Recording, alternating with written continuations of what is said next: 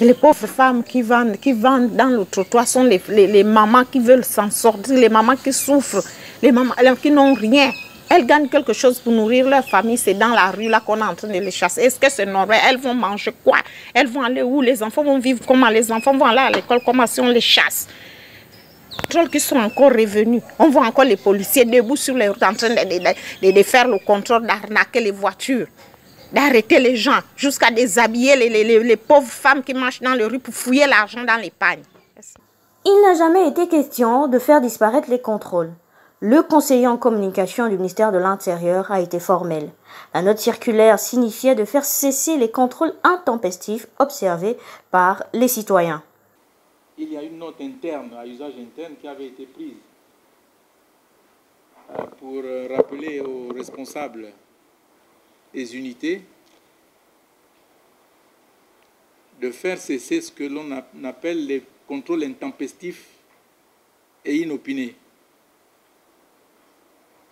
C'est ce genre de contrôle pour lequel le haut commandement a prévu des sanctions et faire en sorte que ce genre de contrôle ne puisse plus se faire sur le terrain. Mais cette fois, on voudrait quand même préciser que la police nationale a une mission régalienne,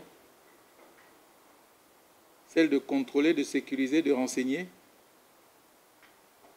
C'est pourquoi personne ne peut imaginer une journée sans contrôle de police,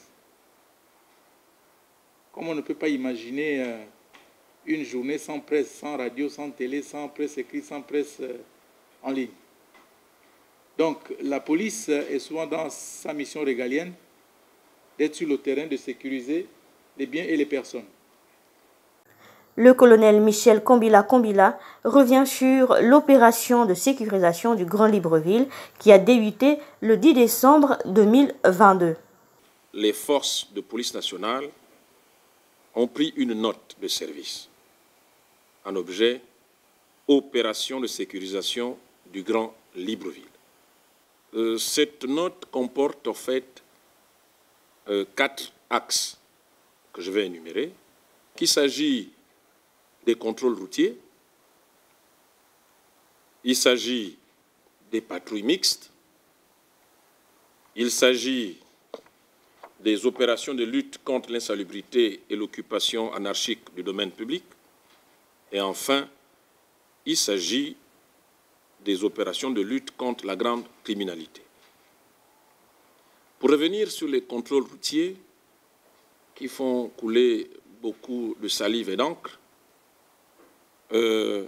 c'est en réponse à la délinquance routière, au regard des données qui nous ont été fournies, que les contrôles routiers ont été réglementés par note de service. Il s'agit là en fait des infractions liées à la lutte contre la délinquance routière, des infractions liées à la lutte contre la conduite des véhicules administratifs et des infractions liées à la conduite des motos. Je voudrais m'appesantir sur le dernier aspect, la conduite des motos. Ce nouveau phénomène que vous constatez dans nos rues, je ne sais pas si vous circulez tout comme moi, vous allez constater qu'il y a une floraison des motards. L'opération de la lutte contre les infractions liées à la conduite de moto a été introduite aujourd'hui par rapport à l'opération de ce matin. Au niveau des patrouilles mixtes, les patrouilles mixtes ont la particularité, cette fois-ci, de regrouper un ensemble d'unités. Une unité de maintien de l'ordre, une unité de sécurité publique et une unité spéciale. Donc ces patrouilles de nuit vont sillonner les artères du Grand Libreville, marquent des arrêts aux intersections, prennent attache avec les requérants, si d'aventure les populations le sollicitent, au fin de juguler toute situation portée à notre connaissance. Les opérations de lutte contre l'insalubrité et l'occupation anarchique du domaine public. Il s'agit ici d'initier des équipes mixtes qui qui ont pour mission de procéder à restaurer le domaine public, qui était préalablement investi d'une manière anarchique par des commerçants. Et enfin, nous avons les opérations de lutte contre la grande criminalité. En ce qui concerne cette dernière rubrique, je m'en vais vous livrer que ces opérations sont des opérations ciblées. C'est-à-dire qu'au départ, nous recevons des données, lesquelles données nous amènent à identifier une zone qui est taxée de criminogène.